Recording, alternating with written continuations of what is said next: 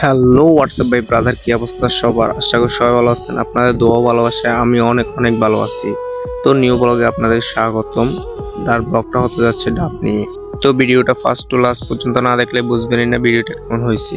চলে আসলাম ডাব গাছে। ডাব গাছের উপরে একজন তুলে দিছি, বাঁদরের মতো উঠতেছে। বললাম শুধু ডাব খাবো, তাই মিলে সবাই মিলে চলে আসলাম। ছোটবেলায় কিন্তু আরো বেশি খেতাম ডাব। ডাব খাবো বলছি, তাই ছোট ভাই নিয়ে চলে আসছে ডাব খাওয়ার জন্য। গাছ যার হোক না কেন, কাজ যার হোক, ডাব খাওয়া বলছি তাই সবাই ডাব ফাড়ানো এসে গেছি।